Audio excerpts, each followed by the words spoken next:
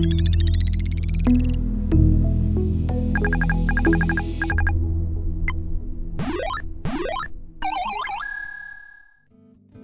guys and gals and others, welcome back to my Alien review, where we talk about movies, TV shows, and video games, and the only channel that is made and directed by an alien. I'm sorry he couldn't make it in this video today. He was too busy trying to fix global and economic and social class issues. But if you like and subscribe, he might be in the next video. Now, on to You Season 3.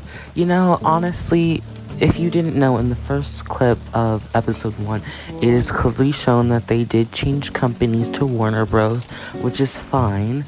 But one thing I did notice is because they switched companies, they switched character settings and character narratives that were in the show. So what I'm trying to say is Joe isn't Joe in this season. I feel like it's a different type of Joe than what we saw in previous Joe. This Joe kind of seems more delusional, to be honest with you, and a little bit sexist, honestly, but we'll get into that later. But what I'm trying to say is that this Joe wasn't really interesting to me. I didn't like it, but that's the thing, when you change companies, you know, you do have the habit, you have to change a lot of things, including the personalities, so I'm not surprised. Now, here's where this season I feel like went wrong, because the plot was amazing. It was a housewife, house husband kind of killing scenario where they're trying to kill each other, kill other people, love different people, and I thought it was just crazy and so anticlimactic. But here's where the season went wrong for me personally. I don't like the narrative of how when Love was killing people, you know, she did kill people out of impulse and emotion. But I wanted to state this, and I said this in a comment, I think, when somebody was talking about it. I didn't like how Joe was the one to tell her that she was crazy or considered impulsive or, you know, tied within her emotions, while she's killing people out of emotion. I mean, at least it's through emotion, while Joe will kill people for his own self-worth. So I don't really get what the difference is between the two. And I didn't like how in the narrative she's considered crazy while Joe is literally sniffing girls' panties and breaking into their houses. And I do want to say another thing with the whole Natalie situation. I felt like people were like, oh, but he's got to clean up her mess because he killed Natalie.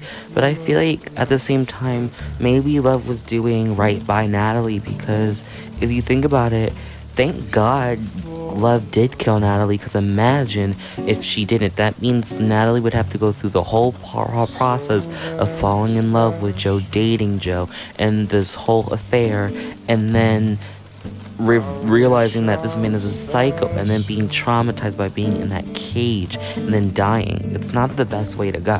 I'm not gonna lie to you, I'm pretty disappointed because I really didn't want Love to die at the very end, but I'm not surprised that she did. But I also feel like I don't like Joe's narrative. Joe, if you look at his backstory, he clearly doesn't like fathers that leave, or he doesn't like guys who like treat basically their wives or kids terribly. But literally, Joe literally did exactly what he hates, and I didn't like how he abandoned his son and killed his wife, because I thought that was crazy, for one.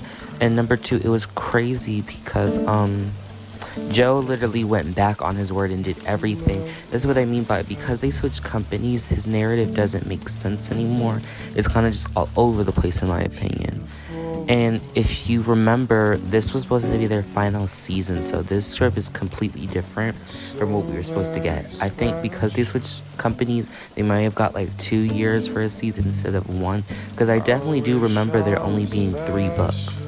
So keep that in mind as well. And you know, that is really it. I was really not really liking that narrative. It kind of turned me off. I loved Quinn. I thought she was a really sad character. I didn't really want her to die, honestly. I thought she was a great addition. I think she was a little bit better than Candace, too. Like, I thought Season 3 was way better than 2. And that's it on the Alien review. Remember to comment and like and subscribe. And by the way, I will be rating this probably an 8.9 because plot and summary and just what it was about was amazing, but overall narrative I didn't really like. And that is it on the Alien review.